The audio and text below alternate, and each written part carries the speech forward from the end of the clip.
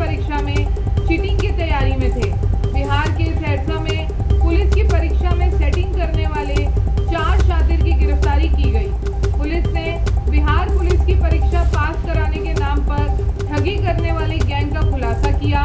इस कार्रवाई में चारों शातिर के पास से पुलिस ने इलेक्ट्रॉनिक डिवाइस के साथ अन्य कागजात बरामद की। चारों आरोपियों से पूछताछ की जा रही है। इराक में शादी समारोह के दौरान लगी भीषण आग, 100 लोगों की मौत, 150 घायल। इराक के निनेवे प्रांत में एक शादी समारोह के दौरान भीषण अग्निकांड का हादसा सामने आया।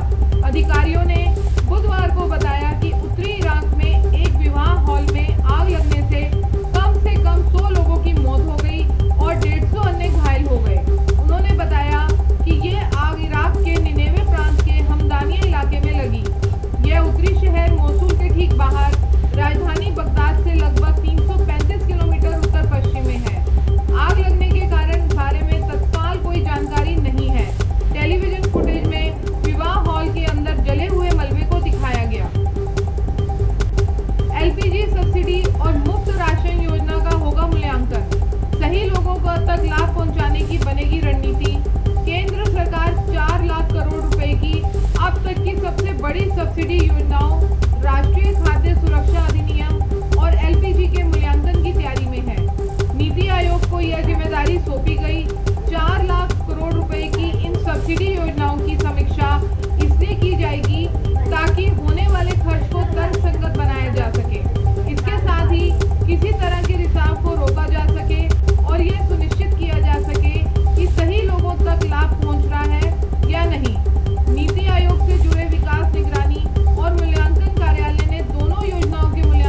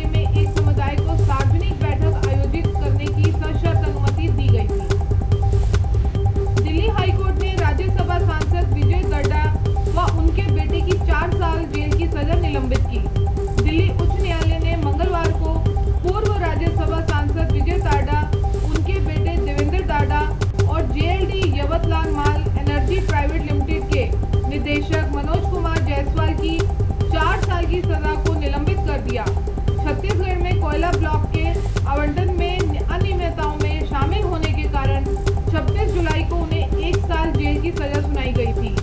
न्यायमूर्ति दिनेश कुमार शर्मा ने 28 जुलाई को दरदास और जायसवाल को 26 सितंबर तक अंतरिम जमानत दे दी गई थी और मामले में उन्हें दोषी ठहराने और सजा सुनाने के निचली अदालत के आदेश के खिलाफ दरदास और जायसवाल की याचिकाओं पर नोटिस जारी किया था। अदालत ने केंद्रीय जांच ब्यूरो से भी जवाब मांगा था। मंगलवार को न्यायमूर्ति स्वर्णकांता शर्मा ने याचिकाएं स्वीकार कर ली और मामले में उनके दोष सिद्धि और जेल की सजा को चुनौती देने वाली अपीलों को लंबित होने तक सजा को निलंबित कर दिया गया। दिल्ली से सटे इलाके में निगम की 200 एकड़ जमीन पर कब्जा, कोर्ट पहुंचे लोग, क्या चलेगा बुलडोजर?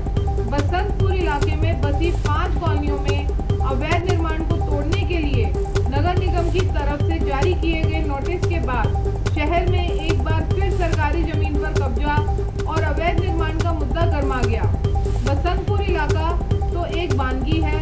नगर निगम सीमा में करीब 200 एकड़ सरकारी जमीन पर लोगों ने कब्जा किया हुआ है, जिसको लेकर जमीन का विवाद अदालत तक पहुंच गया।